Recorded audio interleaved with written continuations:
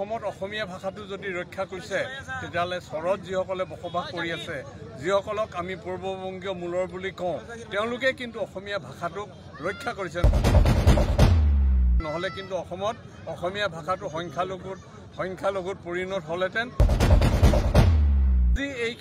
এই মানুহখিনি যিখিনিয়ে আমি চৰ অঞ্চল বুলি কওঁ বা পূৰ্ববংগীয় মূলৰ যিখিনি মানুহ আছে তেওঁলোকক আমি সঁচাই শ্ৰদ্ধা কৰিব লাগে এটা কথা হৈছে কি ভুল ধাৰণা এটা আছে অসমৰ মানে ৰাজ্যৰ বিভিন্ন অঞ্চলত এটা ভুল ধাৰণা আছে চৰত থাকিলেই যে বাংলাদেশী এই এটা ভুল ধাৰণা এটা আছে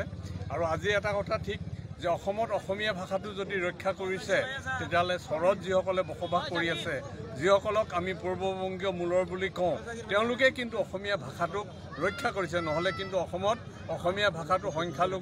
সংখ্যালঘুত পৰিণত হ'লেতেন আৰু আমি অসমীয়া ভাষাটো অসমত হেৰুৱাবলগীয়া হ'লহেঁতেন গতিকে আজি এই মানুহখিনি যিখিনিয়ে আমি চৰ অঞ্চল বুলি কওঁ বা পূৰ্ববংগীয় মূলৰ যিখিনি মানুহ আছে তেওঁলোকক আমি সঁচাই শ্ৰদ্ধা কৰিব লাগে তেওঁলোকৰ প্ৰতি ভুল ধাৰণা এটা কেতিয়াও ল'ব নালাগে এজন মানুহ লুঙি পিন্ধি গ'লেই তেওঁক বাংলাদেশী বুলি ভবাটো কেতিয়াও ভুল হয় ধৰিব নালাগে মই ভাবোঁ এই ক্ষেত্ৰত বিশেষকৈ ৰাজনীতিবিদসকলে বিশেষ ভূমিকা ৰাখিছে তেওঁ আপোনালোকৰ চৰবাসীৰ ওপৰত যিহেতু এটা কালিমা সানিবলৈ বিচাৰিছে এইটো ৰাজনৈতিকসকলৰ এটা কৌশল বা চক্ৰান্ত বা চাল বুলি মই ভাবোঁ গতিকে ৰাজনীতিবিদসকলে তেওঁলোকৰ স্বাৰ্থ পূৰণৰ বাবে এই মানুহখিনি সকলো সময়তে ব্যৱহাৰ কৰি আহিছে তেওঁলোকৰ সন্মান তেওঁলোকক মৰ্যাদা যিদৰে দিয়া দৰকাৰ আছিল সেইদৰে নিদি তেওঁলোকৰ ৰাজনৈতিক স্বাৰ্থত ব্যৱহাৰ কৰিছে মই সেইকাৰণে চৰবাসীসকলৰ প্ৰতিও আহ্বান জনাইছোঁ আপোনালোকক যাতে ৰাজনীতিবিদসকলে ব্যৱহাৰ কৰিব নোৱাৰে তাৰ বাবে আপোনালোকে সচেষ্ট হওক সজাগ হওক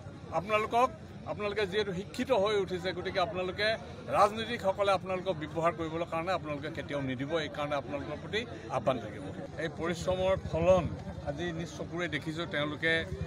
পৰিশ্ৰম কৰি পেলাই তেওঁলোকে যিখিনি সেউজীয়া এটা ধৰিত্ৰী গঢ়ি তুলিছে চাৰিওফালৰ পৰা আমি দেখিছোঁ যে ইয়াত 1 ইঞ্চি মাটিও তেওঁলোকে অভাৱত নষ্ট কৰা নাই তেওঁলোকে ধৰি লওক প্ৰথম নদীখন পাৰ হোৱাৰ পিছতে দেখিছোঁ তেওঁলোকে মাটিমাহ তাৰপিছতে দেখিছোঁ বাদাম তাৰপিছতে দেখিছোঁ ধনচিয়া তাৰপিছতে দেখিছোঁ অকণমান মাটি নদীৰ কাষত আছে তাতে দেখিছোঁ ধান খেতি কৰিছে মানে তেওঁলোকক মই শ্ৰদ্ধাৰে ধন্যবাদ জনাইছোঁ যে তেওঁলোকে যেন শ্ৰমক মূল্য দি পেলাই তেওঁলোকে যিদৰে অধিক শস্য উৎপাদন কৰি পেলাই তেওঁলোকে অসমখনত খাদ্য উৎপাদন কৰি সমৃদ্ধি কৰি তুলিছে তাৰ বাবে আমি চৰবাসীক তেওঁলোকৰ শ্ৰমৰ মূল্য যে তেওঁলোকে যিদৰে দিছে তাৰ বাবে তেওঁলোকক ধন্যবাদ আৰু কৃতজ্ঞতা জ্ঞাপন কৰিছোঁ আৰু আমি আশা কৰোঁ গোটেই অসমৰ ৰাইজে যদি এনেদৰে মাটিবিলাক পেলাই নাথাকি শস্য উৎপাদনৰ কাৰণে